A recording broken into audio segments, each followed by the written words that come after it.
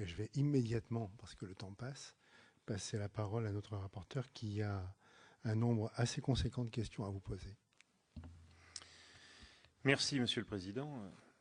Merci, Monsieur le Président de la Miviludes. D'abord, merci pour la mesure de vos propos. Alors, je crois qu'il est important en la matière d'avoir une approche mesurée.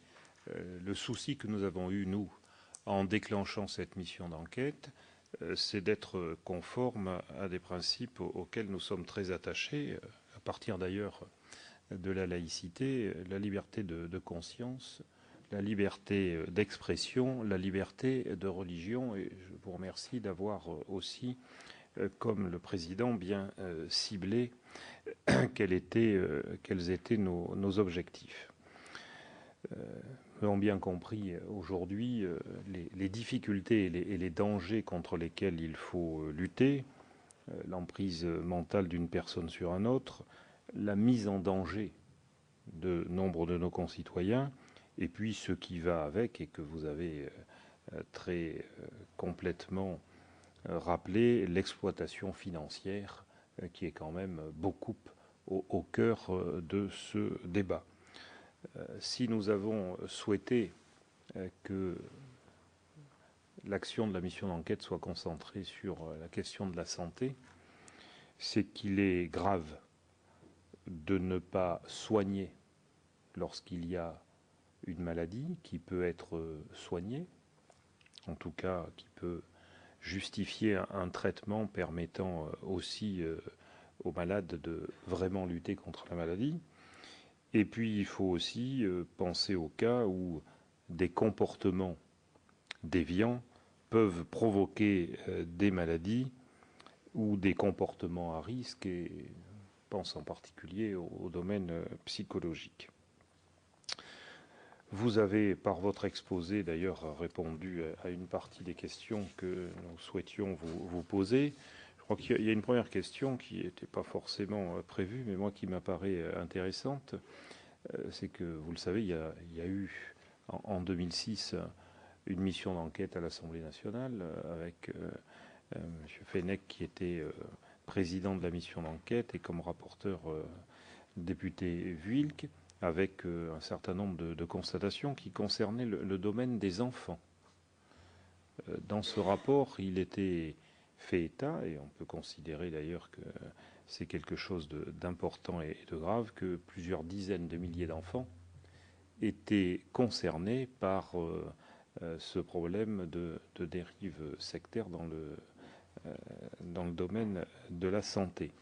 Alors, ma première question, c'est de savoir si, depuis cette mission d'enquête, dans ce domaine-là, puisque le nôtre est plus général, il ne concerne pas que les enfants, il y a eu des évolutions. Je ne sais pas si vous voulez répondre aux questions. Oui, merci, monsieur le rapporteur. Le rapport de la commission d'enquête parlementaire de l'Assemblée nationale que présidait monsieur Fenech s'appelait « L'enfance volée ». Donc l'aspect sur la santé était important, il n'était pas exclusif de cette commission d'enquête. Bon. Quels étaient en fait les dangers que nous avions vus pour les enfants? Et sans doute que depuis 2006, il y a eu des évolutions qui ne sont pas toutes malheureusement dans le bon sens. C'est que plusieurs dizaines de milliers d'enfants, autour de 40 000, vivaient dans des mouvements fermés, des sectes.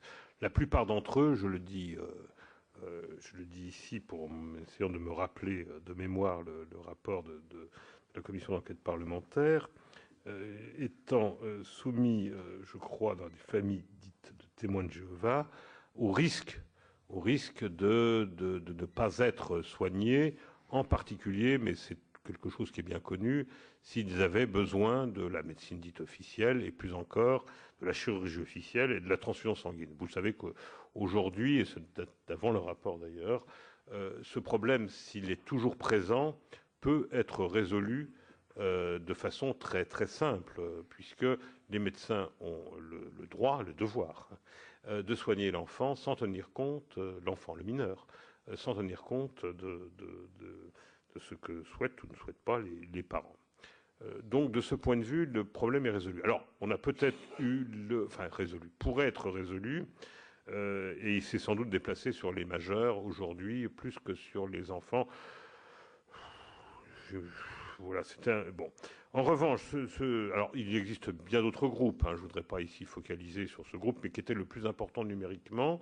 Il existe bien d'autres groupes, je les ai cités, où on met en avant plutôt ce que je pourrais appeler des dérives hygiéniques, des groupes sectaires, des dérives hygiéniques alimentaires. J'ai cité 2 cas particulièrement dramatiques qui avaient ému l'opinion et qui avaient conduit les parents devant les tribunaux. Bien d'autres qui sont parfois moins graves, je parlais d'absence de développement intellectuel, existent. Et de ce point de vue, nous aimerions effectivement une action plus forte des pouvoirs publics. Dans le fond, la santé d'un enfant, c'est aussi son éducation. Il n'y a pas que le refus, par exemple, des vaccinations. De ce point de vue, comment appelle-t-on ça, la navigation sur le net, prenez le terme vaccination, vous ne verrez jamais... Enfin, il doit y avoir ce que l'AHS appelle le calendrier vaccinal, mais il doit être consulté en 20e position par rapport aux 19 ou 50 ligues anti-vaccinales, puisque c'est comme ça qu'elles s'appellent, ou groupes anti-vaccinaux, qui fleurissent et où on s'échange quasiment les adresses de médecins, entre guillemets, parce que là, pour le coup, c'est quand même extrêmement inquiétant, qui feraient des certificats de complaisance de contre-indication anti-vaccinale. Alors malheureusement, malheureusement, nous ne pouvons pas les repérer puisqu'on, évidemment, sur ces sites, il est marqué appelle-moi à tel numéro, je te donnerai l'adresse d'un médecin, je ne peux pas le mettre sur Internet. Donc voilà, nous avons aujourd'hui tout cela sur ces sites. Et puis alors, je sais bien que on surfe aussi sur une vague et qu'il y a eu des accidents de vaccination qui sont toujours portés en exergue. On ne présente jamais les milliers d'enfants qui sont aujourd'hui soignés ou qui ne sont pas malades parce qu'ils ont été vaccinés. Je rappelle que dans les quelques communautés très fermées, je pense en particulier à certaines villes des Pays-Bas où la vaccination est très mal vue, c'est là qu'on trouve encore des foyers de poliomyélite infantile en Europe. Bon, voilà, donc les derniers foyers sont là, donc c'est quand même tout à fait étonnant. Voilà, donc nous avons à la fois des enfants qui sont mal éduqués. De ce point de vue, nous avions une discussion ce matin avec des inspecteurs généraux et un inspecteur général de l'éducation nationale sur ces écoles à domicile, ces écoles de fête qu'on voudrait voir transformer au minimum en école hors contrat, parce qu'il y a quand même un meilleur contrôle de l'éducation nationale. J'avoue que c'est extrêmement difficile et que nous avons un certain nombre de communautés fermées où des enfants, et ça, si on prend la définition de l'OMS, il n'y a pas que la santé physique, mais aussi la santé psychologique qui est, et puis qui n'ont pas toutes les chances, si on reprend la Convention des droits de l'enfant, je pense qu'ils n'ont pas toutes les chances dans leur vie. Voilà et la situation ne me semble pas, pour ma part, être en une grande voie d'amélioration, même si notre équipe incite vraiment à regarder ça de près depuis 2006. Je crains en particulier une désaffection vaccinale qui a été constatée par le ministère et la DGS très récemment, qui d'ailleurs ne concerne pas que les enfants, puisqu'on sait que, par exemple, la vaccination antigrippale pour adultes qui vient de commencer est beaucoup moins suivie depuis quelques années. Donc il y a certainement quelque chose à faire de ce point de vue. Merci. Vous avez en partie répondu à une question qu'on souhaitait vous poser sur la différenciation entre charlatanisme et secte. Bon, parce que il est évident que ça justifie quelques explications. Si vous pouviez nous donner votre avis là-dessus sur la différenciation et où commence la menace sectaire dans le domaine de la santé. Toute la difficulté, merci monsieur le sénateur de me poser cette question, et c'est toute la difficulté. C'est comme l'abus de faiblesse quelque part. Je dis toujours, un plombier vient un vrai plombier vient chez votre grand-mère et répare pour 2600 € ce qui valait 5 €, changer un joint parce que c'est un abus de faiblesse. On a tous ça j'allais dire. Bon, c'est pas une secte, c'est un abus de faiblesse. Et donc nous avons la même chose dans le domaine de la santé.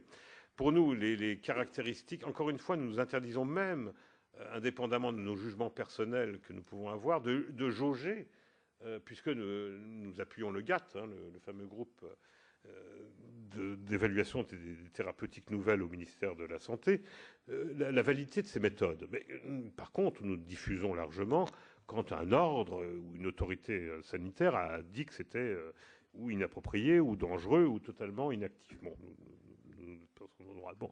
Donc, pour répondre précisément à votre question, notre critère, ce sont les 10 critères que nous avons définis au début de l'exposé et qui sont un peu notre charte de base. Et bon, vous l'a dit, tous les critères n'ont pas la même valeur, mais on retrouve quand même 2, 3, 4 critères. L'emprise mentale est nécessaire. Vous allez et je dirais même l'attitude de la victime, pour nous, monsieur le sénateur nous indique. Les victimes ont beaucoup de difficultés à porter plainte ou à se plaindre.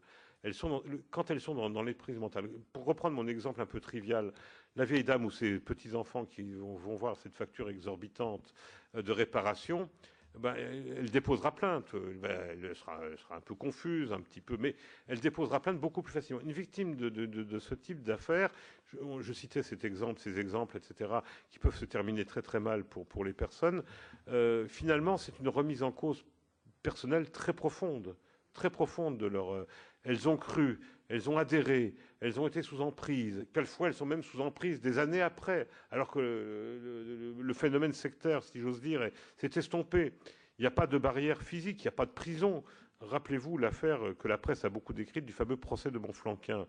C'est extraordinaire, j'allais dire, c'était emblématique.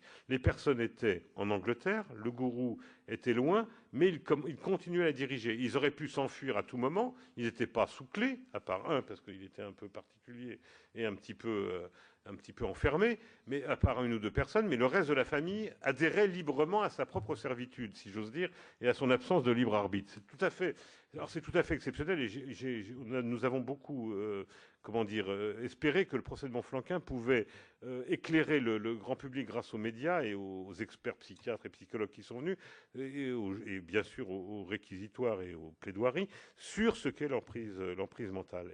Et toute la difficulté, monsieur le sénateur, est là. Encore une fois, les dérives thérapeutiques nous inquiètent quand elles commencent à prendre un caractère sectaire, quand elles se répètent, mais il peut y avoir des dérives thérapeutiques qui ne sont pas sectaires, bien évidemment. On retrouve toujours la captation d'argent, les appareils vendus très chers, etc., les poudres de perlimpinpin. Elles nous inquiètent quand elles s'expriment dans un cadre pseudo-philosophique, dans une conception du monde de la maladie. Il y a là quelque chose que quelqu'un vous vende par correspondance une poudre de perlimpinpin parce que vous avez des rhumatismes, comme ça peut nous arriver, et donc ça vous fera du bien, ça marche pas, bon voilà, vous avez envoyé 30 €, 50 €, tout ça ne va pas bien loin. En revanche, quand vous êtes vraiment dans un phénomène, on vous explique que votre maladie est tout à fait liée à autre chose que ce qu'on vous dit, ce que le rhumatologue ou le médecin généraliste vous dit, ça commence à nous inquiéter. Et puis en plus, moi j'ai ici des termes auxquels personne ne peut rien comprendre. Enfin, je disais ce matin, je n'ai jamais vu autant de spécialistes du quantique, QANTIQE. Vous avez la physique quantique qui a l'air très compliquée et qui n'est pas accessible au commun des physiciens. Et là, nous avons des docteurs et des médecins et des spécialistes et des biologistes en biologie quantique, en médecine quantique, en médecine. Personne ne comprend ce jargon esgalimatia. Il enveloppe la personne qui se dit « Ah ben oui, si je comprends rien, c'est que ça doit être ça ». Voilà. Non mais c'est très difficile d'analyser. Nous voyons beaucoup de victimes, on voit très peu à part dans les tribunaux, nous voyons très peu de gourous, de charlatans qui franchissent la porte de la Miviludes. Mais vous savez que nous recevons des victimes, nous les orientons, nous les aidons, avec parfois des difficultés. Nous recevons beaucoup de familles aussi qui nous alertent. Mais à chaque fois, nous avons les mêmes questionnements. Comment quelqu'un d'intelligent, avec une profession, avec de l'argent, parce que ça s'adresse toujours à des gens qui ont un peu d'argent, a-t-il pu se laisser graduellement enfermer dans ce genre d'histoire? Vous avez évoqué un chiffre qui, selon vous, ne diminue pas et qui quand même interpelle, c'est qu'il y aurait plus de 3000 médecins déviants. Je fais attention en utilisant les termes que j'ai entendus tout à l'heure. Comment expliquez-vous cela, puisque quand même de tradition nos concitoyens et les malades ont confiance dans les médecins en général. Comment expliquez-vous ce nombre aussi considérable qui quand même devrait inquiéter les ARS et les pouvoirs publics, et comment expliquez-vous cela et comment concevez-vous l'action que doivent avoir les pouvoirs publics pour éviter ces déviances? Oui, l'hypothèse des 3000 date de 1995. C'est le dernier chiffre, ce sont des recensements difficiles. C'est le Conseil national de l'ordre des médecins qui avait avancé que 3000 médecins au moins. Aujourd'hui, nous avons 240 000 médecins, même si on dit que ce chiffre est légèrement sous-estimé. On voit qu'aujourd'hui, 1 à 2% des médecins auraient des pratiques déviantes. Alors, de ce point de vue, comment l'expliquer ? J'aimerais ne pouvoir l'expliquer que par l'attrait du lucre, si j'ose dire, l'esprit de lucre qui fait que c'est toujours plus. Mais je crains qu'il y ait bien d'autres mécanismes derrière, en particulier. Et là, je sèche un peu, je dois vous dire, monsieur le sénateur, parce que si nous avons rencontré beaucoup de victimes, nous rencontrons finalement très peu nous appelons ça dans le jargon des dérapeutes, donc des médecins qui dérapent dans leur pratique. Et nous rencontrons également très peu de gourous. Et pour revenir aux médecins proprement dit, ce qu'on remarque, c'est tout de même, je crois qu'il y a une espèce de dérive lente de ces médecins. Peut-être m'inspire de ma propre expérience de médecin, devant une certaine insatisfaction qui a toujours existé chez bon nombre de médecins, et c'est tout à leur honneur, par rapport à certaines limites des traitements, qui cherchent, qui s'interrogent, et à partir de là, qui peuvent effectivement, j'allais dire, le médecin, y compris le médecin charlatanesque, on ne sait pas uniquement par l'emprise, le désir d'emprise ou le désir de gagner beaucoup d'argent très vite, commence à adhérer à ce sont des êtres humains comme les autres, à des théories qui leur semblent, qui les essayent de valider. Voilà, donc, et encore une fois, nous ne sommes pas, d'abord, nous n'avons aucune compétence, hormis certains d'entre nous, sur ces questions, et donc nous interdisons absolument de le faire en dehors des ordres ou des institutions de la santé dans ce pays. Et en même temps, nous sommes dans un esprit plutôt d'ouverture et de mesure, comme vous l'avez dit, monsieur le rapporteur.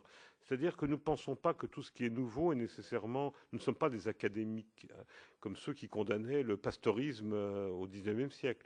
Nous pensons qu'y compris, j'aime bien le terme de prometteuse, que certaines techniques peuvent être prometteuses, bien évidemment.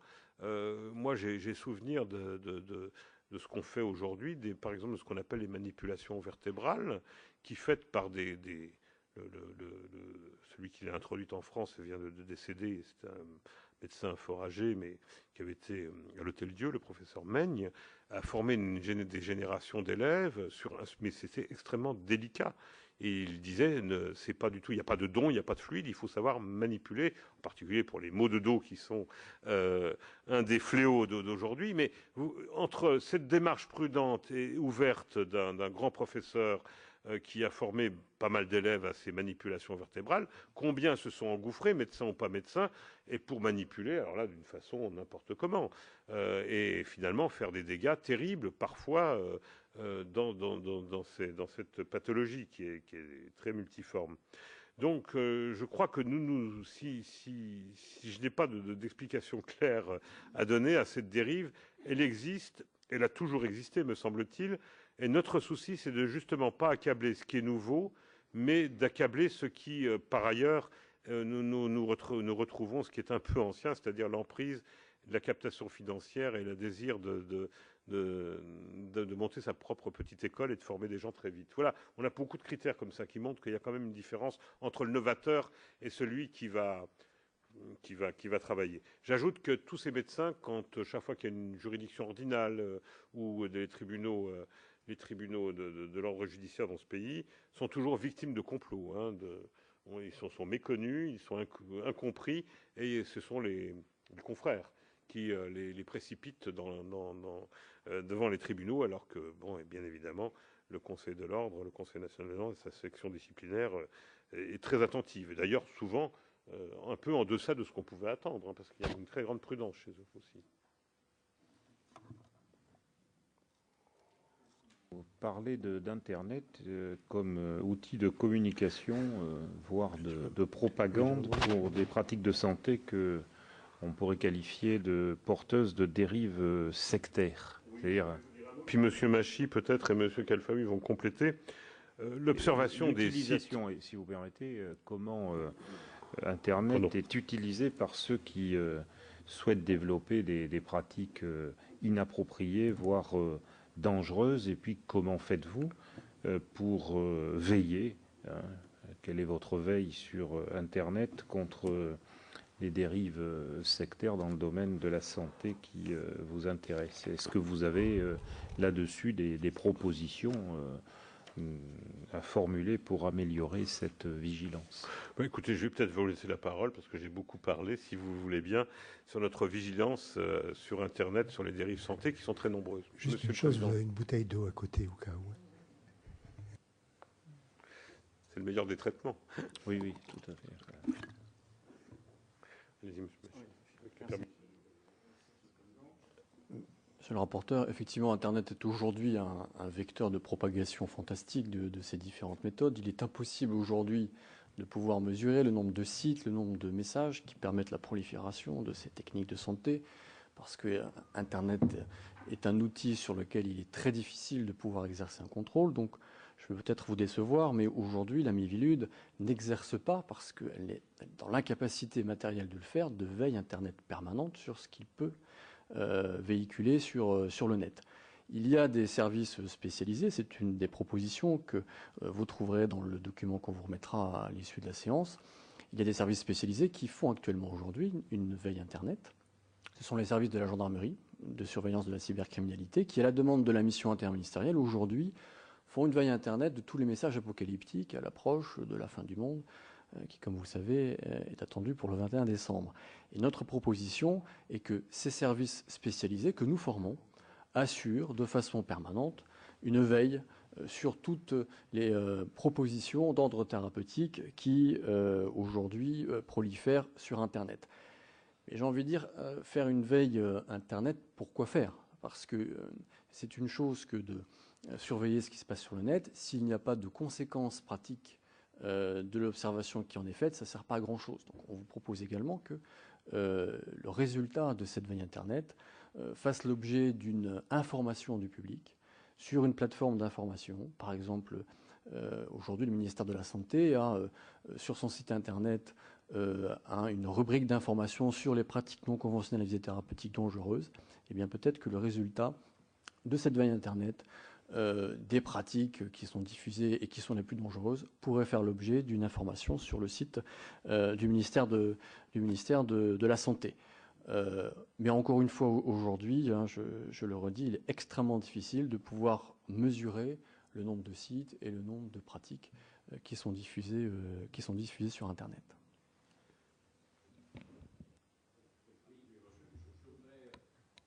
Merci, Monsieur le Président. Monsieur le rapporteur, je voudrais rajouter quelque chose. Aujourd'hui, n'importe qui peut créer une méthode et inventer son propre blog. Je veux dire, pour mettre en place un blog, il vous suffit de quelques minutes. En plus, c'est gratuit. Donc, c'est une porte ouverte sur Internet et sur l'ensemble de nos concitoyens. Donc, c'est une offre, j'ai envie de dire, commerciale très, très facile à proposer.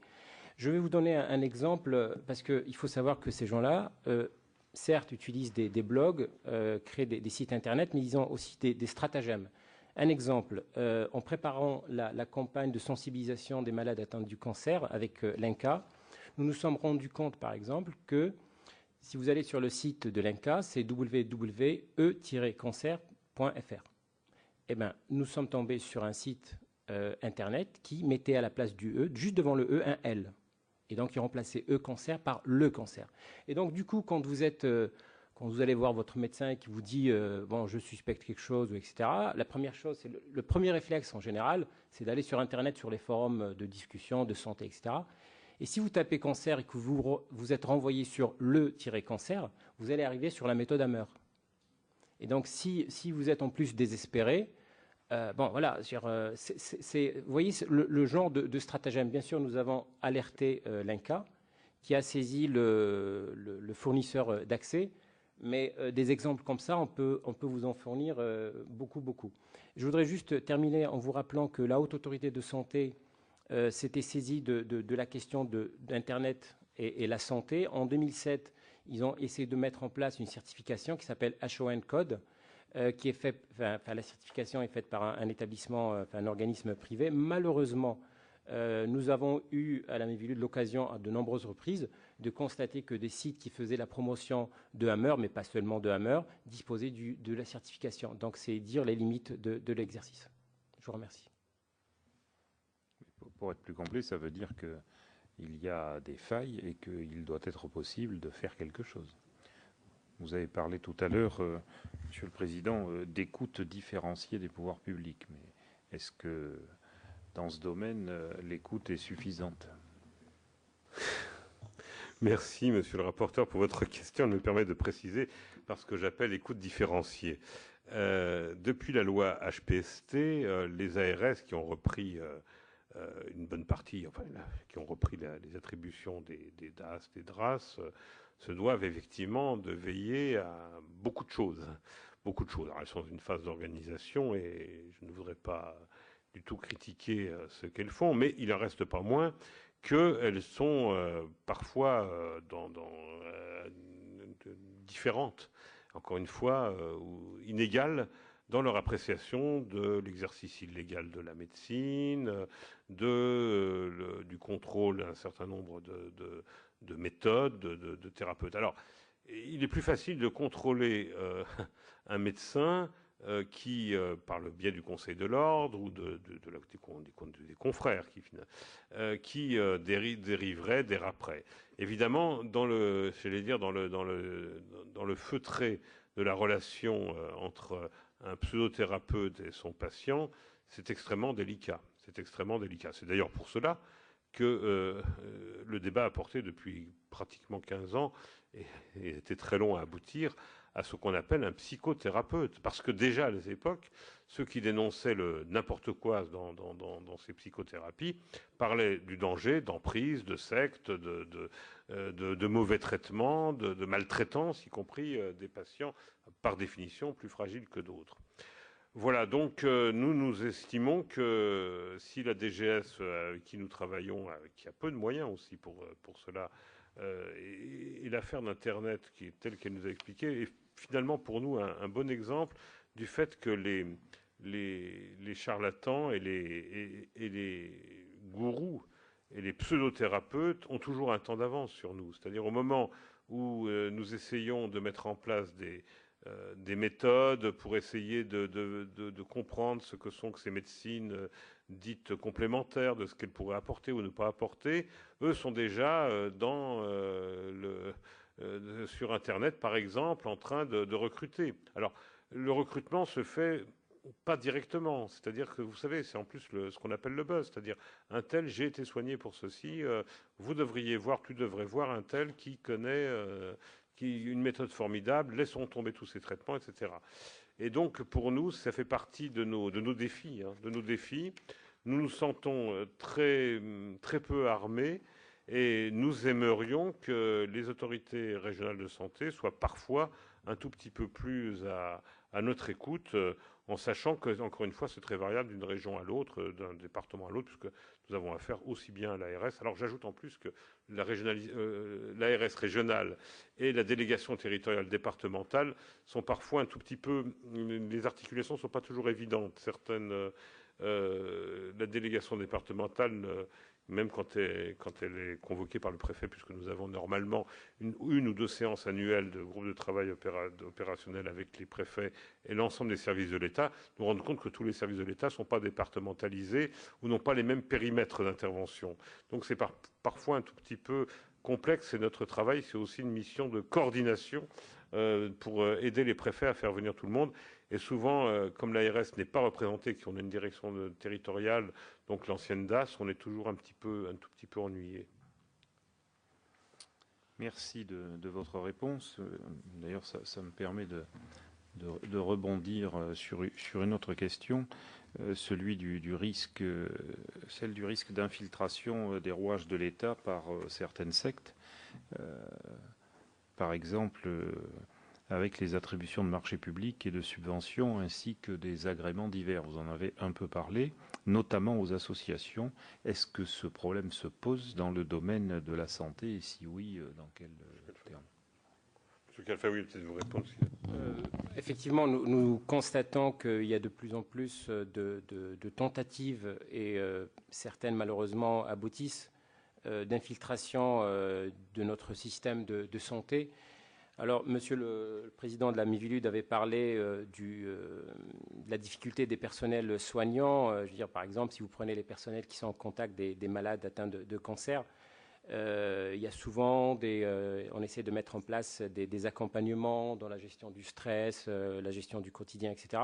C'est par ce moyen, notamment, que s'engouffrent par cette brèche, que s'engouffrent les mouvements sectaires qui vont délivrer des formations dans le champ de la santé. Mais il y a aussi un autre aspect que nous avons constaté au sein de la Miviludes, c'est l'arrivée de modules de formation au sein même des instituts de formation en soins infirmiers. Ça, c'est encore un autre phénomène qui nous inquiète. Par exemple, dans un IFSI dans la région PACA, nous avons constaté l'introduction d'un module de formation sur la méthode Hammer. Ou sur la psychogénéalogie. Bon, voilà, je veux dire, des exemples comme ça, on en a, je veux dire, à répétition malheureusement, enfin, ils se répètent régulièrement, mais c'est vrai que ce qui manque aussi, c'est la sensibilisation des équipes en place. Nous le faisons, puisqu'il y a une formation qui a commencé à l'école des hautes études en santé publique. Mais je veux dire, les mouvements sectaires avancent toujours à visage masqué. Ils n'ont pas, quand ils arrivent pour délivrer une formation, ils arrivent pour apporter du bien-être au personnel, ils arrivent, voilà, donc toujours, ils arrivent avec une bonne intention, et il est toujours très très difficile de déceler les manœuvres de ces mouvements. En ce qui concerne le profil type de l'adhérent à une secte, bon, ce profil a pu évoluer dans le temps, mais est-ce qu'il y a des spécificités dans le domaine de la santé? Est-ce que... Le terme adhérent, ce sont effectivement des gens entraînés dans cette affaire. Ouais. Et bon, si on parle effectivement de personnes majeures qui ont choisi un moment ou un autre, je mets peut-être choisi entre guillemets, ce qu'on voit, c'est toujours la faille. Il y a un moment, j'ai coutume de dire, c'était le docteur Olivier Einstein qui disait ça pour la rencontre d'un jeune avec la drogue, c'est le mauvais moment dans une vie, on rencontre la mauvaise personne. Alors tout le monde ne tombe pas dans cette affaire. Mais il y a des gens qui, parce qu'ils ont une faille, parce qu'ils ont une difficulté d'ordre psychologique, parce qu'un deuil, une perte d'emploi, une rupture familiale, sont vulnérables. Et je suis toujours très frappé par l'extraordinaire habileté de certains de ces gourous à sentir ce moment et à entraîner la personne à faire un retour sur soi-même, à parler de ses difficultés, à parler de leurs difficultés, etc. Donc le profil, si on devait en définir un, il est très variable, c'est tout de même un moment de fragilité et ce que j'appellerais vraiment la mauvaise rencontre.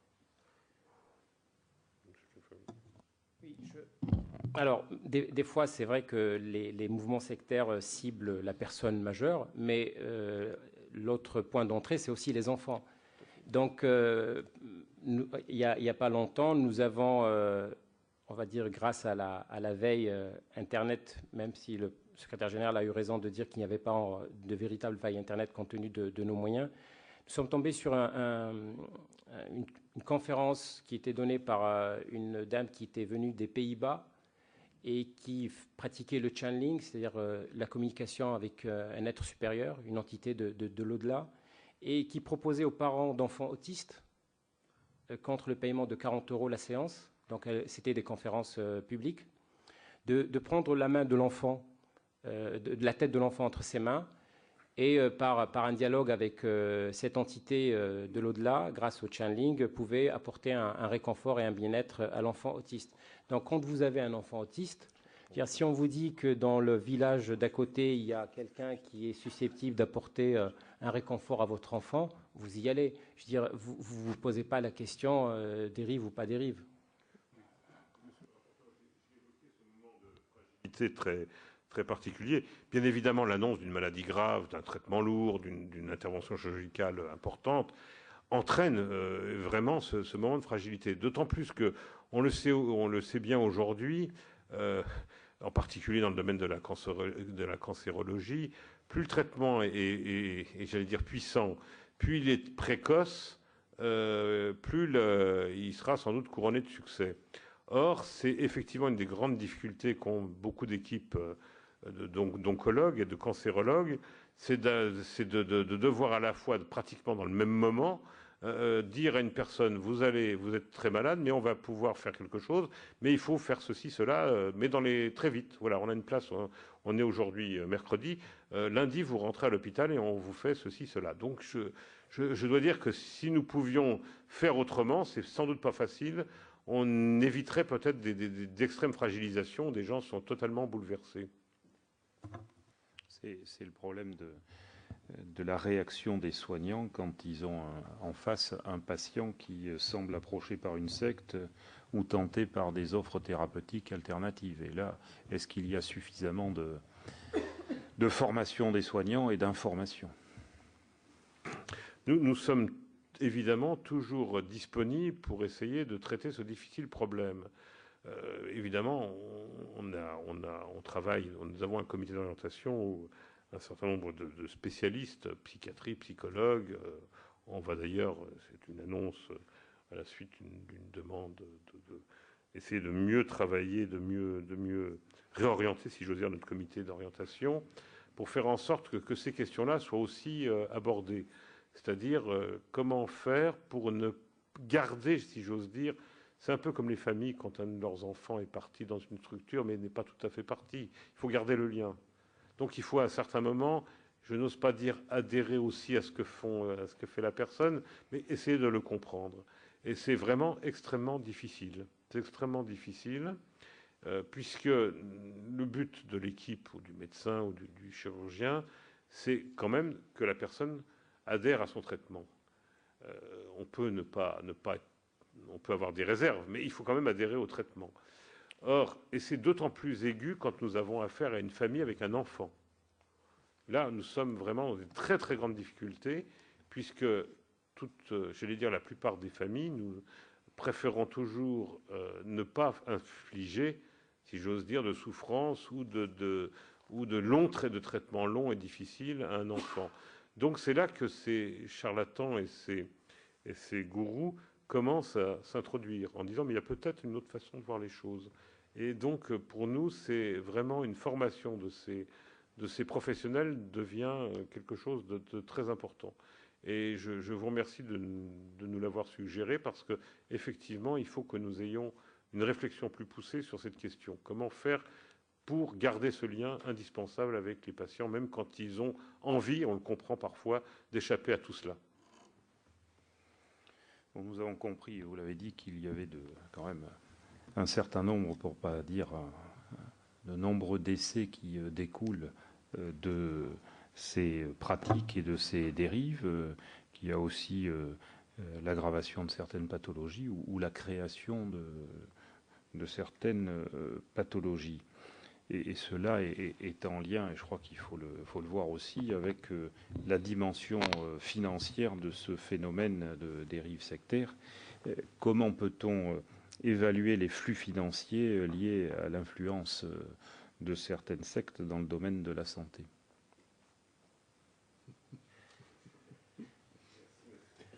Oui, monsieur le rapporteur, pardon, vous mettez le doigt effectivement sur ce qui fait mal.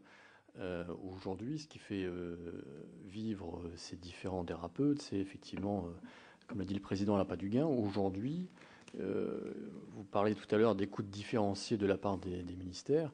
Il y a peut-être un ministère sur lequel il faudrait plus particulièrement appuyer, c'est le ministère du Budget. et les services fiscaux, de façon à connaître ce que nous n'avons pas aujourd'hui comme information, une idée précise des flux financiers qui circulent, puisque quand même, ces praticiens, évidemment, ne sont pas payés par chèque, ils ne sont pas payés par carte bancaire, par virement, mais uniquement en espèces. Et donc tout ça représente une quantité phénoménale qu'on peut évaluer à plusieurs millions d'euros, sans beaucoup se tromper, sans aucune trace, évidemment avec des phénomènes de défiscalisation, de détournement des circuits économiques traditionnels. Et je pense que c'est d'abord par une action sur les finances que nous arriverons à mettre un terme à ces différents phénomènes qui, par certains côtés, ressemblent beaucoup à une action mafieuse, c'est évident.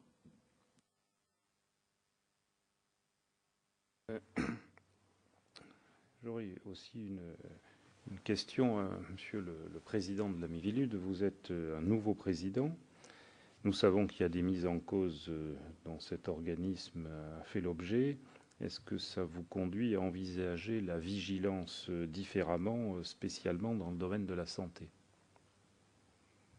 Tous mes prédécesseurs ont été à plusieurs reprises mis en cause. Nous avons affaire à des puissances, si j'ose dire, qui appuyaient parfois sur des conseils juridiques très avisés, des équipes très importantes, n'hésitent jamais à nous attaquer. Et comme nous n'avons guère d'immunité, ce n'est qu'une... Nous sommes, en général, tous les présidents successifs ont été mis en examen un nombre de fois, tel que moi, qui n'ai pas encore été mis en examen, je me sens un tout petit peu isolé dans cette affaire. Hein. Voilà. Donc, j'attends avec, non pas impatience, c'est jamais très sympathique, mais en tout cas, les premières demandes, en particulier diffamation, droit de rectification, droit de réponse. De ce point de vue, il y a aussi quelques failles, il faut le dire. Hein. Le rapport, quand nous le sortons, le rapport annuel de la Miviludes, remis au Premier ministre, bénéficie, comme tous les rapports administratifs, d'une sorte d'immunité, on va dire. Enfin, en tout cas, on ne peut pas y mettre droit à réponse. Si nous mettons le même rapport en ligne sur Internet, là, les droits de réponse sont exigibles. C'est un peu étrange. J'ai découvert ça récemment. Monsieur Machy peut expliquer ça mieux que moi. Mais enfin, très peu de gens ont remarqué, y compris dans les services de l'État, cette extraordinaire différence qui fait que la même chose peut être attaquée quand elle est mise sur le net. Ils les ont parfaitement compris, nos adversaires. Et donc les demandes de rectification sont extrêmement nombreuses. Dans la même mesure, en plus, où ils sont extrêmement attentifs à tout ce qui se dit, nous sommes parfois, évidemment, un tout petit peu, non pas inquiets, mais je dirais prudents, y compris dans l'expression publique d'un certain nombre de nos propres sentiments.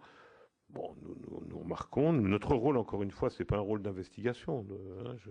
Nous ne pouvons qu'alerter les autorités, décentralisées, déconcentrer l'État, les maires, les services de renseignement, ou les procureurs de la République, quand nous estimons que la situation est pour le moins défavorable à une personne ou à un groupe de personnes. Voilà, bon, maintenant, c'est vrai que je veux ici profiter pour rendre hommage à l'équipe que j'ai trouvée, qui s'est forgée au fil des années, qui, sur la base du volontariat, bien évidemment, venu d'horizons professionnels de la fonction publique différents, a à cœur de continuer ce travail très difficile, très délicat en tout cas, qui parfois est très difficile, je dirais, du point de vue humain, parce que nous voyons des situations... Quand M. Samir Khelfaoui citait une perte de chance qui va jusqu'à l'irrémédiable, quand une famille arrive en disant mon fils, etc., n'a pas souhaité se faire soigner, est parti, je ne sais pas où, faire un stage thérapeutique de jus de fruits à la place d'une chimiothérapie qui aurait été certainement très lourde et parfois dévastatrice. Qu'est-ce que vous voulez qu'on réponde? Qu'est-ce que vous voulez qu'on dise? On est aussi anéanti que ces personnes. Surtout quand l'irréparable a eu lieu. Donc on essaye évidemment d'inciter les autorités judiciaires à poursuivre les personnes qui ont amené, qui ont conduit à cet acte. Et c'est là qu'on se rend compte aussi de l'extraordinaire plasticité et finesse et astuce de ces personnes qui franchissent la frontière, qui envoient des ordonnances, qui n'écrivent jamais l'ordonnance eux-mêmes, mais qui la dictent au téléphone, et c'est les gens qui eux-mêmes... Enfin, tout ça, il faut voir, on a affaire quand même à des gens qui connaissent aussi bien, et parfois mieux que beaucoup d'entre nous, tous les parcours, ils peuvent s'infiltrer. Et donc, par exemple, pour convaincre quelqu'un d'un exercice illégal de la médecine, il faudrait qu'il écrive une simili-ordonnance, en disant, voilà. Or, ces gens-là ne les écrivent pas. Ils les suggèrent au téléphone. Ils disent, prenez en note ce que je vais vous dire et allez chercher ceci, cela à la pharmacie. À partir de ce moment-là, il est extrêmement difficile de caractériser le délit. Merci, Monsieur le Président. Vous précisez qu'aujourd'hui, la Miviludes fait l'objet de 4 procédures judiciaires devant des juges d'instruction ou en instance d'appel, que, évidemment, ce risque judiciaire que nous prenons à sa juste valeur entraîne deux conséquences. D'abord, ça entraîne une épée de Damoclès sur la part des agents de la mission, parce que la responsabilité est pénalement supportée, c'est-à-dire que personnellement supportée. C'est-à-dire que c'est le président, à titre personnel, qui sera condamné à des peines d'amende ou à des peines d'emprisonnement avec sursis, et que par conséquent, ça entraîne pratiquement un phénomène d'autocensure. Je vous rassure, pour l'instant, la Miviludes n'a jamais fait l'objet d'autocensure. Et puis, surtout, ça contribue à retarder l'action des pouvoirs publics, parce que ces mouvements sectaires sont évidemment très puissants, très organisés, ont des avocats spécialisés et vont jusqu'au bout de la procédure. Et nous avons une procédure comme ça qui a duré 12 ans, concernant un ancien président qui vient de s'achever devant la Cour de cassation. Et tout cela pose bien sûr la question de l'immunité des membres de la mission dans l'exercice de leurs fonctions, et notamment dans la rédaction du rapport annuel remis au Premier ministre. Et il faut souligner en cela l'action notamment du sénateur Anzeni, qui, comme vous le savez, pour le compte de la Commission des lois, lorsque nous l'avons rencontré, avait envisagé l'idée de permettre aux membres de la mission de bénéficier d'une telle immunité. Ce projet a été adopté dans le projet de loi et dans la loi Avars 24, dite de simplification du droit économique, adopté à l'Assemblée nationale sous la précédente mandature, mais qui a fait l'objet, cet article, d'une censure par le Conseil constitutionnel comme étant cavalier législatif, ce qu'évidemment il était. Notre idée serait bien sûr qu'un texte spécifique centralisé sur les dérives sectaires, qui reprendrait un certain nombre des propositions que votre commission pourrait formuler, intègre celle de l'immunité des membres de la mission. Très bien. Juste, excusez-moi, monsieur le rapporteur, je voudrais vous adresser mes excuses, mais je suis une victime. Je n'ai pas le profil pour être victime de secte, mais je suis victime de grève. Et j'avais donc prévu nos auditions, etc. J'avais pris un TGV pour 20h17. Et il se trouve que celui-là est supprimé. Et que je dois quand même être en Avignon ce soir pour être demain à différentes réunions. Donc j'ai un train à 19h07. Celui-là étant maintenu, enfin j'espère jusqu'au bout, je vais devoir vous quitter maintenant. Donc je vais laisser la place à ma vice-présidente, Madame Prince. Et je voudrais lui dire aussi que Monsieur Vaugrenard et Madame Deroche ont demandé à prendre la parole après les questions de Monsieur le rapporteur, car ils ont des questions à poser. Excusez-moi, et puis à bientôt sûrement. Merci.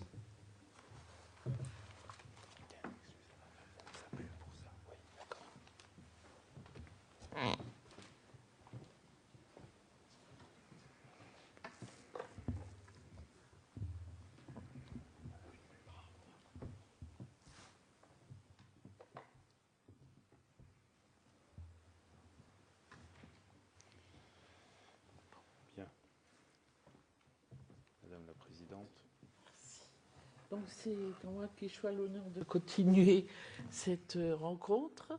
Je n'ai pas de train à prendre, alors je vais donner la parole à... C'est madame... J'ai pas fini. Ah, pardon. J'ai pas fini. Je vais donner la parole, c'est très important. Ouais. Merci, Pardon. Madame la Présidente, mais j'ai bientôt terminé.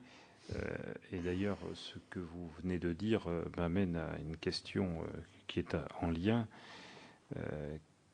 Qu'est-ce qui vous semblerait souhaitable au niveau du renforcement de l'arsenal juridique destinée à lutter contre l'influence des sectes dans le domaine de la santé.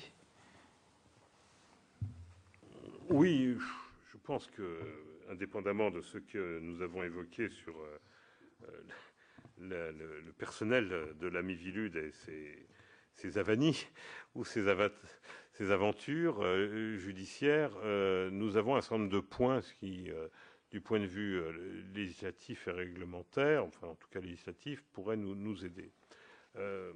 Un des points sur lesquels nous souhaitons évidemment revenir, c'est sur le fait que une interdiction d'exercer, par exemple pour un médecin ayant gravement dérivé ou dérapé, n'est valable qu'en France. Un moment où l'Union européenne fait des réglementations très, très pointues, très précises, sur beaucoup de sujets, il nous paraît extraordinaire qu'un médecin, par exemple, alors je sais bien que ce n'est pas une législation nationale, mais qu'un médecin puisse continuer à exercer à quelques kilomètres de la frontière, ça peut arriver dans des pays voisins, alors qu'il lui est interdit d'exercer en France. Alors il n'y a pas de remboursement, mais il n'y a jamais de demande de remboursement à la sécurité sociale dans ces cas-là. Pour nous, c'est quelque chose qui nous semble très, très dommageable. De la même manière, nous souhaiterions que l'on précise bien un certain nombre d'exercices illégaux qui nous paraissent aujourd'hui difficiles à mettre en évidence. Il y a certainement à revisiter de ce point de vue les articles du Code de la santé publique. Monsieur Machy, vous avez peut-être vous-même listé un certain nombre d'améliorations législatives qu'on pourrait peut-être... Oui, merci Monsieur le Président. Pour compléter ce que vous venez de dire, on a peut-être dans le domaine juridique 3 types de propositions à vous soumettre. D'abord, celle qui viserait à lutter contre la prolifération des pratiques non conventionnelles de visite thérapeutique qui présentent un risque sectaire. Et ce serait tout simplement d'interdire. Ça paraît aussi bête que cela, mais aujourd'hui, les pratiques thérapeutiques qui présentent un risque ne sont pas interdites par décret. Et notamment, le groupe d'appui technique dont il faudrait sans doute renforcer les moyens, qui est placé auprès du directeur général de la santé, qui depuis sa création en 2009 n'a évalué que moins d'une dizaine de pratiques et n'a émis d'avis officiels et rendus publics pour moins de 5 de ces pratiques. Vous voyez que ce rythme de travail par rapport aux 400 PNC-AVT qu'on a évoqué tout à l'heure, plusieurs centaines d'années n'y suffiront pas. Donc il faut sans doute renforcer les moyens du GATT et permettre au GATT, puisque le GATT se fonde sur des avis scientifiques pour prononcer la dangerosité ou le caractère prometteur d'une pratique, eh bien d'interdire par décret celles qui sont dangereuses. Aujourd'hui, ce n'est pas fait. Il faudrait sans doute prévoir une modification législative qui permette une telle interdiction. La deuxième proposition sur ce premier groupe de propositions, ce serait d'étendre les pouvoirs des ARS.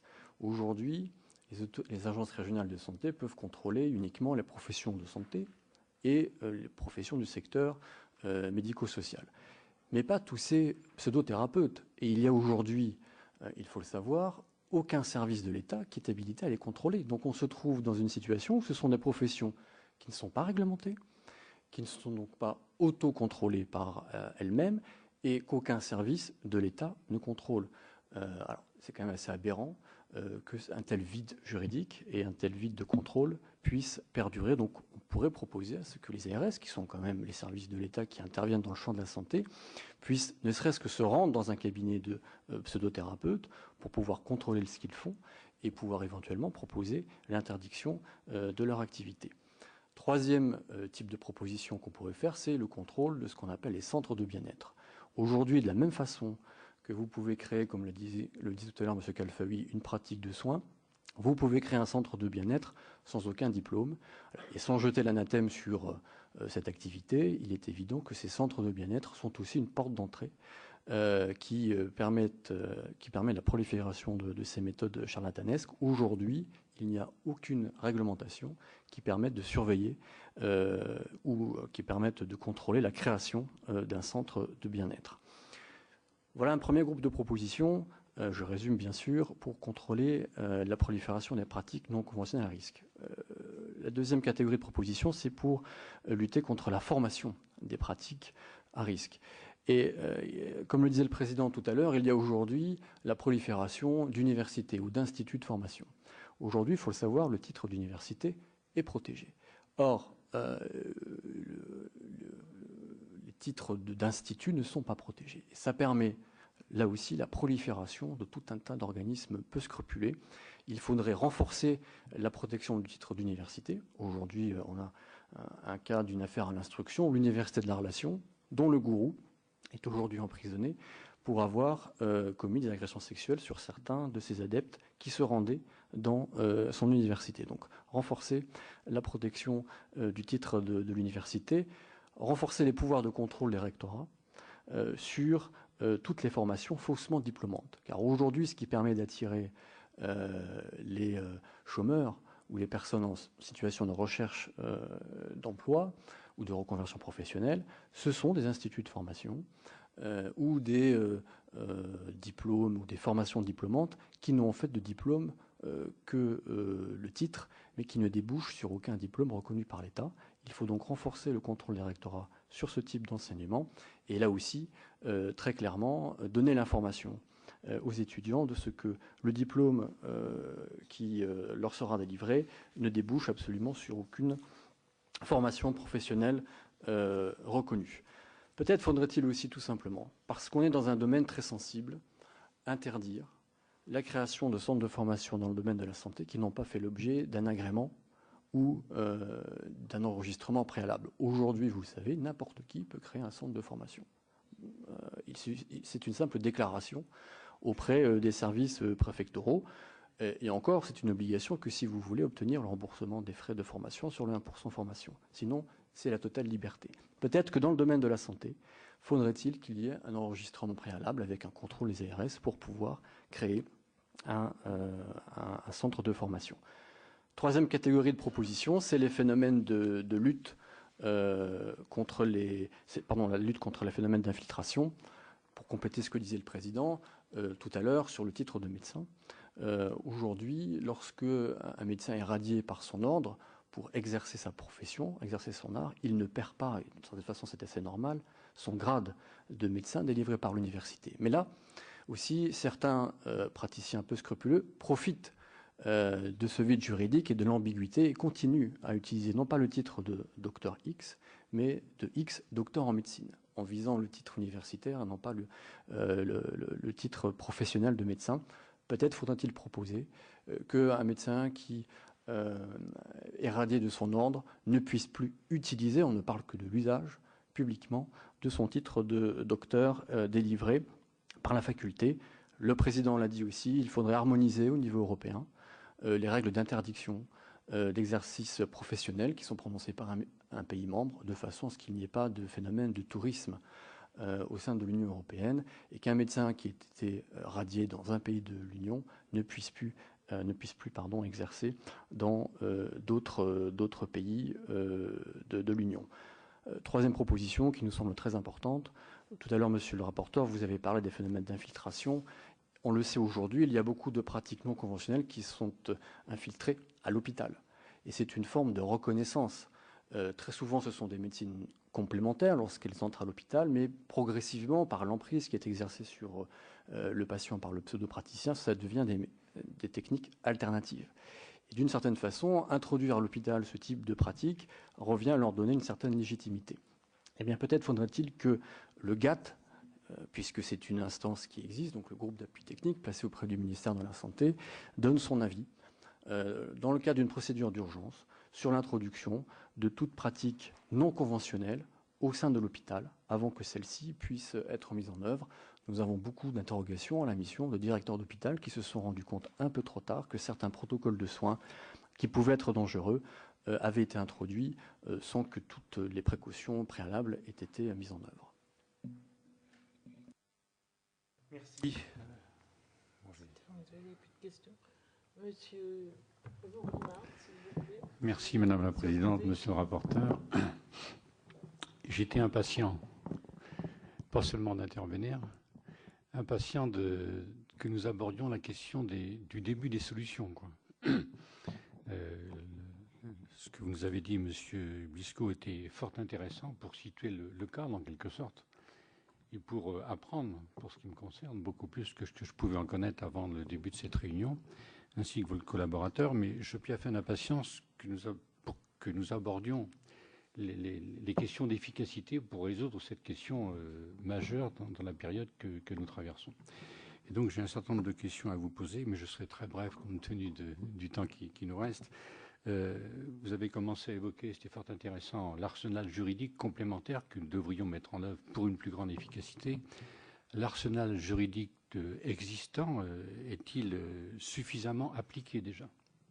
Existant. Est-il suffisamment appliqué? La justice a-t-elle les moyens d'une bonne application de ce que le législateur a décidé? Ensuite, nous avions indiqué que les correspondants régionaux de Miviludes parfois étaient inconnus ou n'existaient pas. Je pense que ce serait intéressant, en fonction des régions ou des départements où nous sommes, de savoir quels sont les correspondants de Miviludes, déjà. Parce qu'il arrive que nous soyons interpellés, que nous ayons connaissance de faits troublants, et donc c'est intéressant de savoir là où il y en a, de manière à également éventuellement interpeller la puissance publique pour demander des explications sur les raisons qui font qu'il n'y en a pas dans d'autres endroits, et là encore pour essayer d'être concret et efficace. Comment se fait-il qu'il y a 3000 médecins qui sont, semble-t-il, un peu en dehors des clous par rapport aux dérives sectaires et que le Conseil de l'ordre ne soit pas intervenu pour éviter cela? J'ai une incompréhension. Alors, ils sont peut-être intervenus, je ne sais pas, mais comment est-il possible qu'on puisse savoir le nombre de médecins qui sont en dehors de clous, c'est l'expression que j'utilisais, et qu'on ne puisse pas faire quelque chose pour que ça ne se reproduise plus? Il me semble que, comme en d'autres temps, dans d'autres pays, on a pu mettre hors d'état de nuire le grand banditisme par l'intermédiaire de la fiscalité.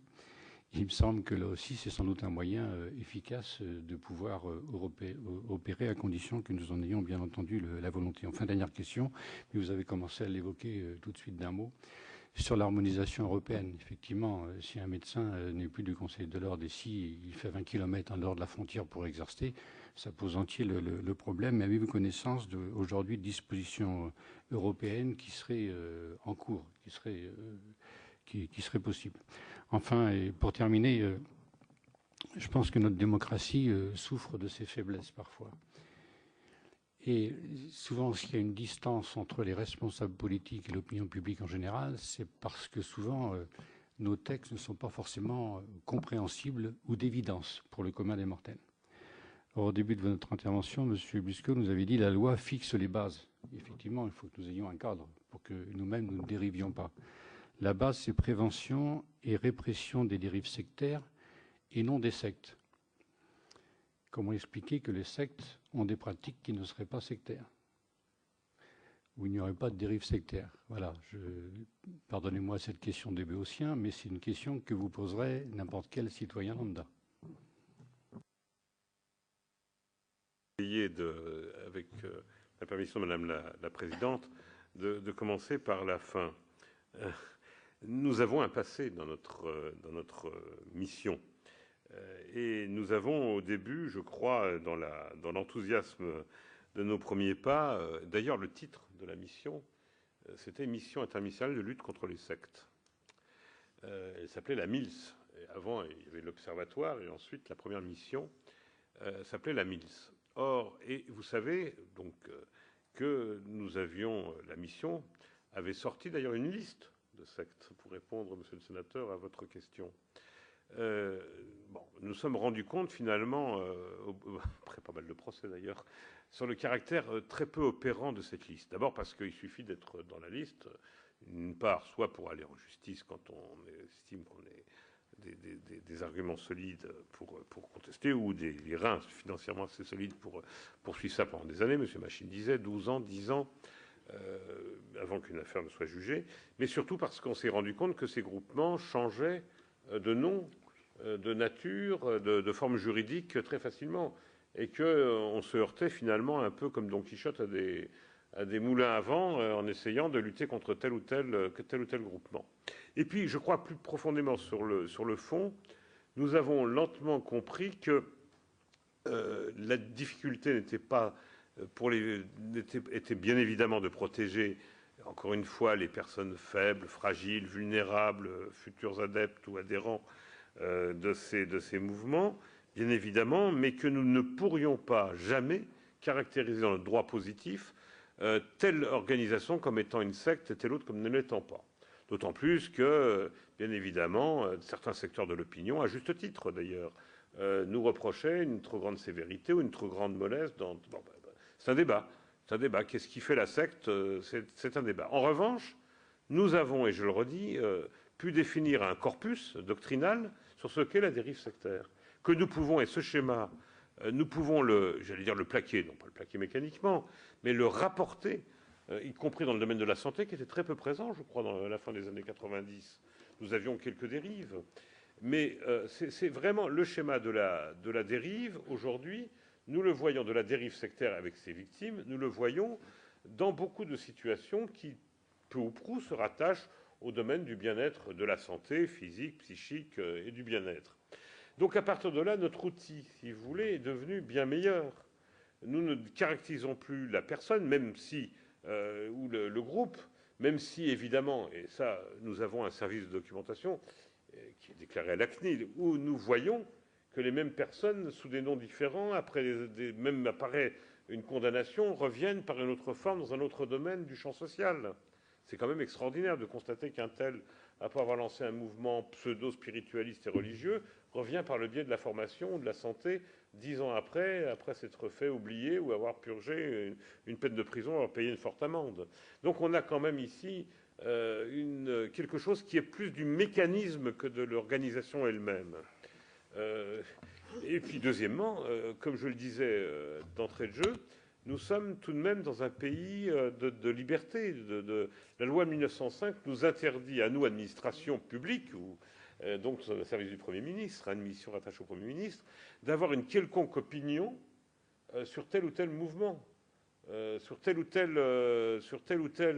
et je dirais que ce que vous qualifiez, monsieur le sénateur, de secte, peut n'avoir aucune dérive sectaire.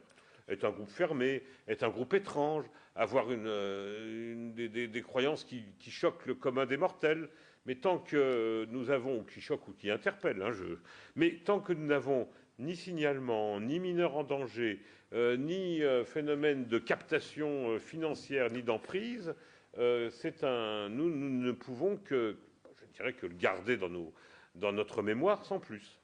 Voilà. Donc c'est parfois difficile. Je rajoute aussi que de ce point de vue, indépendamment de ces difficultés entre sectes et dérives sectaires, nous sommes également soucieux de respecter la liberté de croyance, de religion et d'opinion, y compris la liberté d'aller et de venir.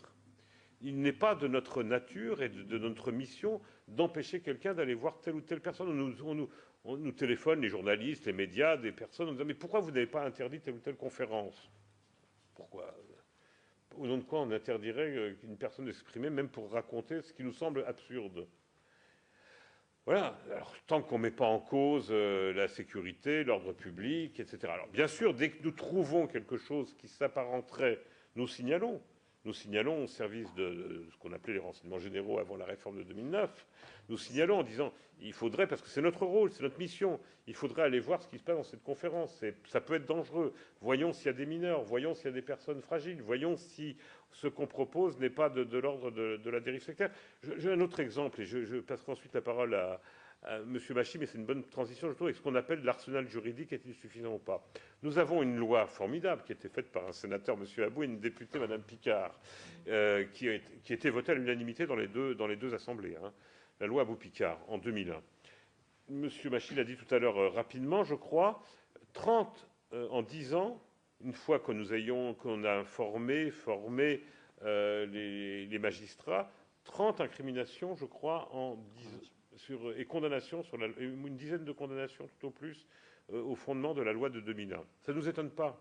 Ça nous a déçus, bien sûr, mais ça ne nous étonne pas. Il n'y a rien de plus compliqué à définir pour un magistrat, M. Machy, ce que c'est que l'emprise mentale. On rentre dans le domaine de l'expertise psychologique. La victime n'est pas toujours compliante. Comme je vous le disais, elle a honte. Elle est parfois plus là, mais elle a parfois honte. On se retrouve face, j'ai toujours l'impression de cette histoire d'iceberg, vous savez, quelque chose qui émerge et on ne se rend pas compte de ce qui est immergé. Je le dis souvent, la comparaison avec les violences faites aux femmes peut s'imposer. Il y a 20 ans, ça paraissait, quand on donnait des chiffres, quand certaines associations féministes donnaient des chiffres là-dessus, on pensait que c'était totalement... un certain nombre de personnes pensaient qu'on était totalement...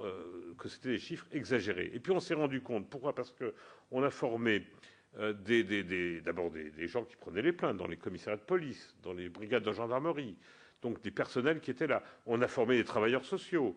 On a formé également, pour ne pas le dire aussi, les magistrats à ces questions. J'ai vu le travail magnifique qu'ont fait un certain nombre de procureurs pour, justement, y compris dans leurs services, en liaison avec les services sanitaires et sociaux, pour dire qu'il y a un véritable problème qui est bien plus important que ce qu'on peut déceler et imaginer. Aujourd'hui, avec je dirais tous les développements, on se rend compte que c'est un problème majeur de notre vie en société.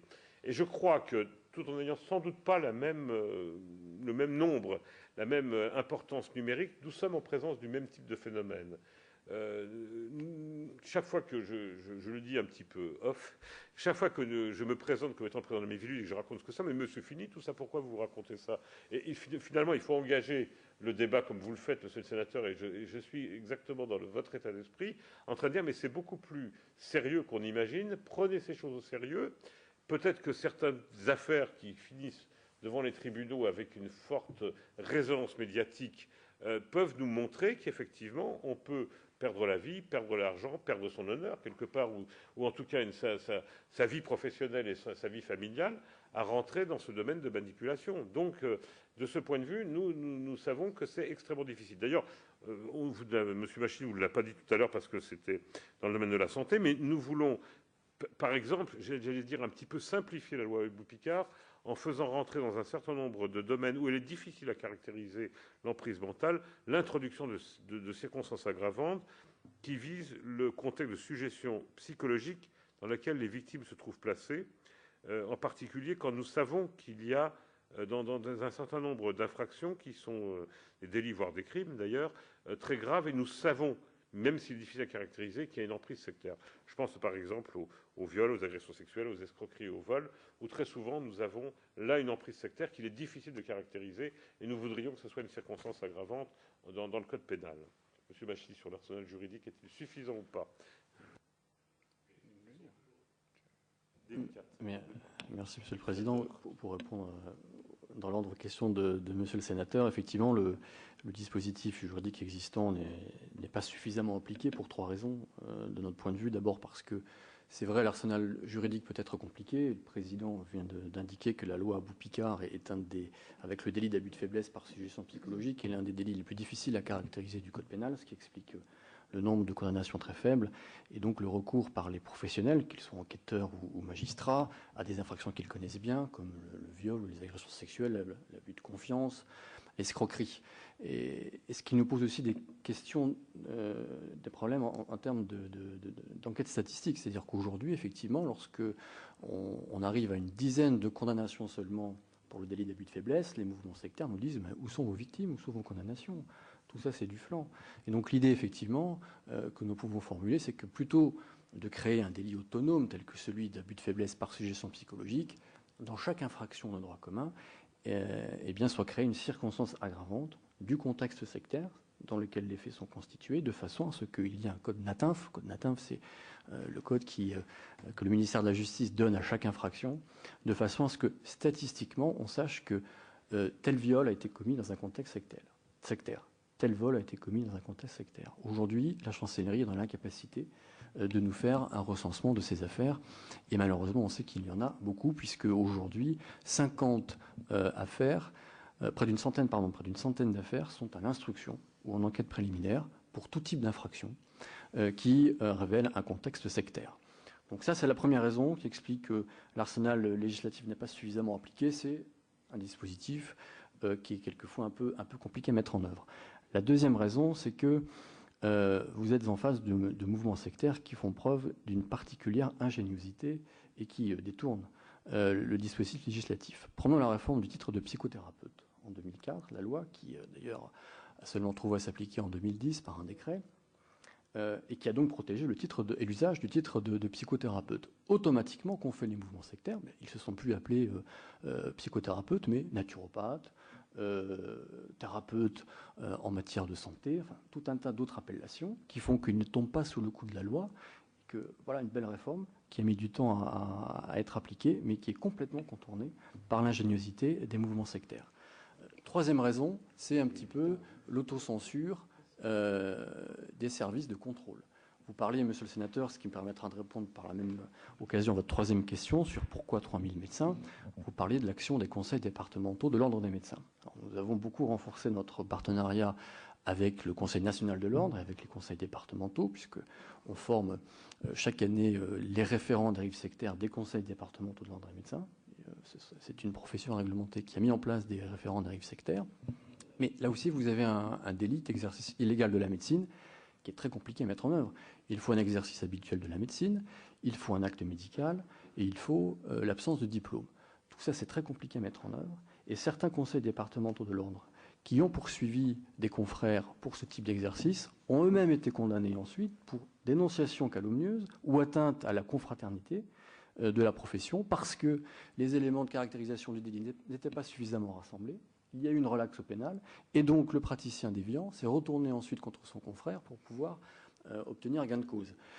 Tout cela, évidemment, n'est pas facile, et ce qui explique que le dispositif aujourd'hui soit est insuffisant, soit est détourné. Votre seconde question sur les correspondants qui existent, les correspondants dérives sectaires dans les différentes administrations, vous en avez aujourd'hui dans les préfectures, puisque chaque directeur de préfet est aujourd'hui le référent dérives sectaires de la Miviludes. Vous avez un référent dérives sectaires auprès de chaque rectorat, auprès de chaque procureur général et auprès de chaque procureur près les tribunaux de grande instance, auprès des directions interrégionales de la protection judiciaire de la jeunesse, auprès des directs, direction interrégionale de l'emploi, de la consommation et du travail, et auprès des groupements de gendarmerie. Vous avez comme ça un maillage, alors pas tous les services publics, mais vous voyez dans le domaine de la justice, dans le domaine de l'éducation, dans le domaine de la santé, à ceci près qu'on l'a cité tout à l'heure, nous ne disposons pas de la liste des référents dérives sectaires des ARS, mais on essaye comme ça de développer le nombre de correspondants et de les former, parce que leur rôle évidemment celui d'une coordination, d'une sensibilisation de leur profession au décryptage des dérives sectaires et au signalement. La question de la fiscalité, vous avez tout à fait raison d'insister dessus, et je peux peut-être vous donner un exemple assez parlant. Nous venons d'apprendre que des services de renseignement travaillaient de concert avec des services fiscaux sur ce qu'étaient devenus les anciens membres de l'ordre du Temple solaire. Et ces services fiscaux qui voulaient simplement savoir si les exonérations de TVA étaient justifiées par l'organisme de formation, est-ce que c'était de cela dont il s'agissait, à des pratiques non conventionnalisées thérapeutiques qui avaient été créées par d'anciens membres du Temple solaire, étaient réels pour pouvoir justifier donc d'une exonération de TVA. Eh bien, la Miviludes n'était pas informée, alors que c'est ce que nous demandons depuis des années, que les services de renseignement travaillent de concert avec les services fiscaux, de façon à ce qu'on repère la résurgence d'anciens mouvements apocalyptiques dangereux, et puis surtout qu'on travaille sur les flux financiers et les détournements des circuits économiques traditionnels. Aujourd'hui, s'il y a effectivement bien un ministère qu'il faut mobiliser sur la question, c'est celui du budget. L'harmonisation européenne, monsieur le sénateur, je crois à notre connaissance qu'il n'existe aucun système d'harmonisation, et pour cause, puisque la France, comme l'a dit le président tout à l'heure, est le seul pays d'Europe, voire du monde, à avoir un système aussi harmonisé, avec une mission interministérielle, une loi spécifique, et puis un système de subventionnement des associations. Par contre, nous essayons de susciter cette harmonisation, et nous avons commencé à le faire non pas par le biais de la santé, mais par le biais des mineurs, en suscitant auprès de l'Assemblée parlementaire du Conseil de l'Europe un projet de résolution qui a été adopté et qui explique qu'aujourd'hui, c'est un député français, M. Rudissal, qui travaille sur la question de l'influence des mouvements sectaires auprès des mineurs, de façon à aboutir à la création d'un observatoire européen des dérives sectaires touchant les mineurs. C'était pour nous la façon d'intéresser nos partenaires européens à cette question en les touchant par le dénominateur commun qui était celui de la protection des mineurs. Peut-être que ce sera le début de la pelote de laine qui pourra permettre que nos partenaires s'intéressent aux dérives sectaires aussi dans le domaine de la santé. Je vous remercie pour vos explications. Et je pense que Madame Deroche, ça va être très rapide, Madame la Présidente, puisque vous avez répondu à beaucoup de questions par le biais du rapporteur ou de notre collègue Yannick Vaugrenard. Moi, j'avais, par rapport à ces pratiques non conventionnelles, vous nous avez bien expliqué qu'elles devenaient des dérives sectaires par rapport à des critères définis par rapport à un acte simple de charlatan. Dans les critères que vous aviez définis au début de votre exposé, il y a celui de la rupture avec l'environnement familial autre qu'on ne ressent pas forcément dans les pratiques. On est sur en effet une emprise mentale, même si ça induit forcément peut-être une forme de rupture sur le coût exorbitant demandé, mais cette rupture avec l'environnement n'est pas un critère qui entre forcément en ligne de compte ou alors peut-être que je me trompe par rapport à l'explication donnée. Non, vous avez raison, madame la sénatrice. Dans les critères de l'emprise mentale, et le numéro 1, bon, les demandes financières exorbitantes, je ne veux pas classer, est aussi très importante. Bon, la rupture avec le milieu familial ou professionnel ou social n'est pas toujours là. Il ne devient évident que, je veux dire, quand la personne rentre dans ce phénomène et rentre de plus en plus dans ce phénomène. Mais d'abord parce que, je vais vous dire honnêtement, certaines familles dérivent tous ensemble. Nous le savons. Alors, nous, ce dont on se rend compte, c'est peut-être un peu anecdotique, mais ça fait partie aussi de notre quotidien, c'est que cela émerge en particulier au moment où il y a une rupture familiale, un divorce en particulier. Et à partir de ce moment-là, alors c'est très délicat quand il y a des enfants, parce qu'il y a aussi, je vais dire, une espèce d'instrumentalisation. Mais nous apprenons tout d'un coup qu'un tel ou une telle qui est parti était en plus parti parce qu'il y avait l'influence d'un gourou, d'un charlatan, etc. Bon, dans le domaine de la santé, c'est peut-être moins présent que dans d'autres domaines, mais nous le retrouvons parfois. Alors, je disais... C'est toujours très délicat parce que des familles dérivent ensemble, mais parfois pour de bonnes raisons. Il y a un enfant malade et donc l'un est plus réticent, l'autre un peu plus adhère plus à cela. Et donc pour un traitement, et c'est très très compliqué. C'est très compliqué. Encore une fois, la Miviludes est un des rares services interministériels, en tout cas dépendant du Premier ministre, à recevoir du public sur rendez-vous. Et parfois nous sommes vraiment dans des situations très complexes. Il faut je dirais une certaine expérience pour se rendre compte de vraiment ce qui peut passer.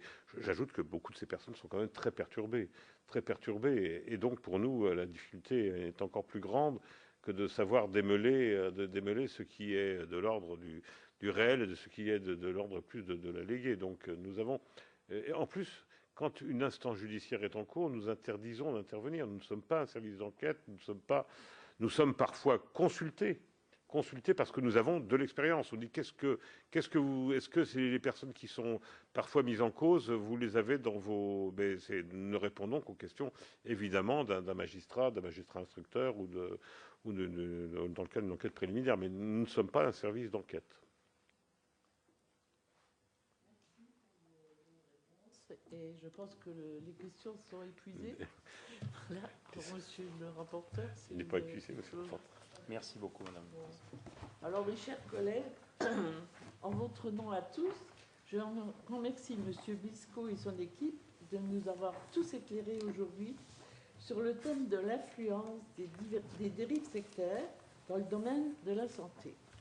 Alors, nous serons très certainement conduits à revoir nos interlocuteurs de la Miviludes avant la fin de nos travaux qui sont prévus pour le tout début du mois d'avril prochain. Donc, mes chers collègues, nous pouvons lever la séance. Et je vous remercie. Merci de votre accueil, madame la présidente. Voilà.